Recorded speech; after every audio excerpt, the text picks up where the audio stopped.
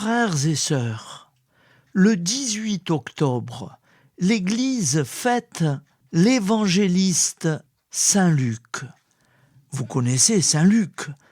Il y est très souvent dans les évangiles. Le matin, quand je vous présente l'évangile du jour, il y a l'évangile selon Saint Luc. Je vous propose d'écouter une prière à Saint Luc qui est très belle et très forte. Et ensuite, je vous parlerai de Saint Luc en détail. Voici une prière adressée à Saint Luc, l'évangéliste et le patron des médecins et des artistes. Ô Saint Luc, apôtre de la bonté, toi qui as raconté la vie de notre Seigneur Jésus-Christ avec tant d'amour et de fidélité, guide-nous sur le chemin de la vérité et de la compassion. Par ton intercession, nous te confions notre santé et notre esprit créatif. Toi, médecin des corps et des âmes, accorde-nous la guérison et la paix intérieure. Inspire tous ceux qui se consacrent à la médecine pour qu'ils agissent avec sagesse et dévouement. Aide-nous à voir la beauté de la création dans chaque détail de la vie quotidienne et à apporter cette lumière aux autres à travers nos actions. Saint Luc, prie pour nous, afin que nous puissions marcher sur les pas du Christ et être ses témoins dans le monde. Amen. Saint Luc, prie pour nous. Alors, comme je vous l'ai promis au début, je vais vous parler de Saint Luc. Saint Luc, ou l'évangéliste, est l'un des 4 auteurs des évangiles dans le Nouveau Testament. Il est souvent identifié comme le rédacteur de l'Évangile selon Luc et des Actes des Apôtres. Voici quelques points clés sur Saint Luc. Biographie. Origine. Luc serait d'origine grecque, probablement païenne, et il est souvent décrit comme médecin selon une mention dans les épîtres de Paul, Colossiens 4, 2.14. Compagnon de Paul.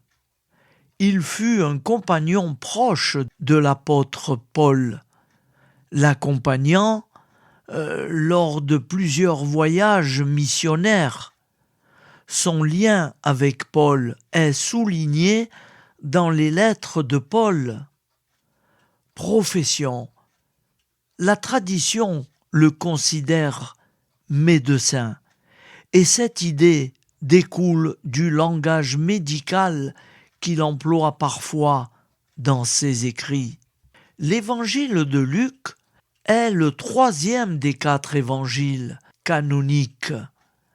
Il se distingue par son souci du détail historique et une grande attention aux questions sociales comme la pauvreté, l'exclusion et la miséricorde divine.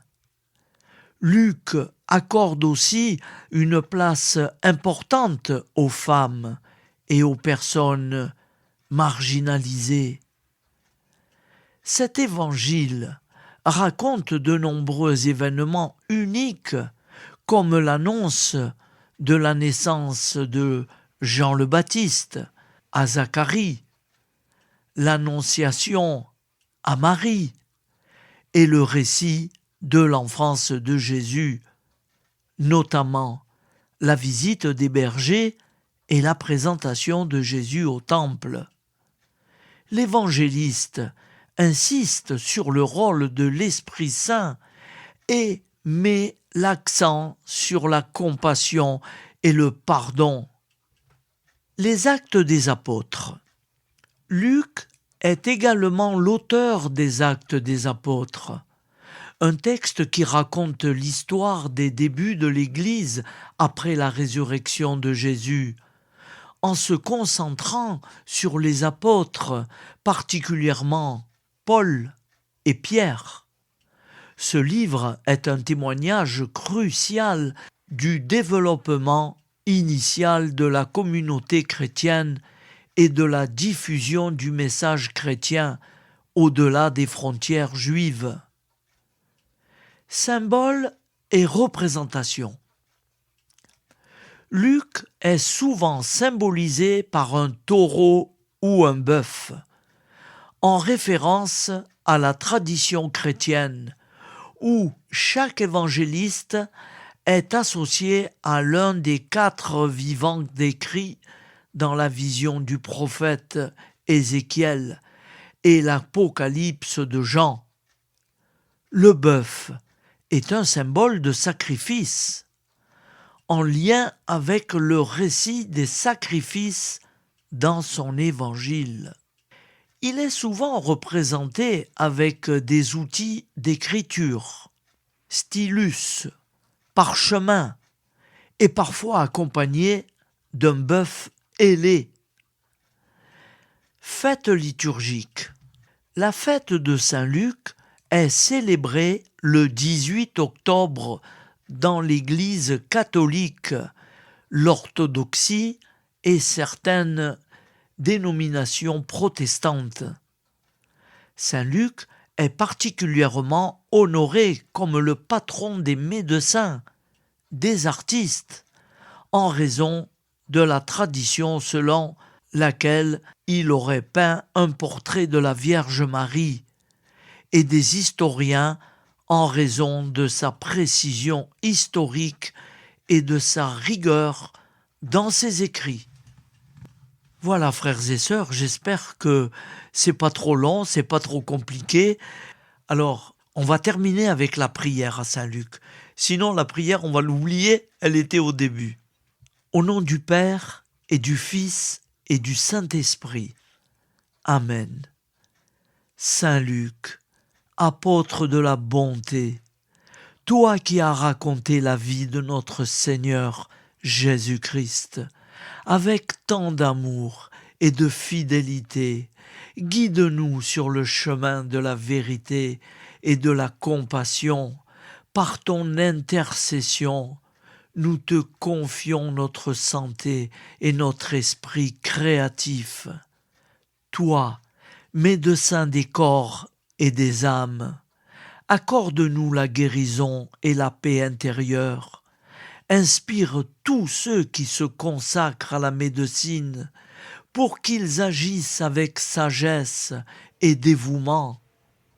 Aide-nous à voir la beauté de la création dans chaque détail de la vie quotidienne et à apporter cette lumière aux autres à travers nos actions. Saint Luc, prie pour nous, afin que nous puissions marcher sur les pas du Christ et être ses témoins dans le monde. Amen. Saint Luc, prie pour nous. Saint Luc, prie pour nous. Au nom du Père, Créateur, du Fils, Sauveur, et de l'Esprit Saint, Consolateur. Amen.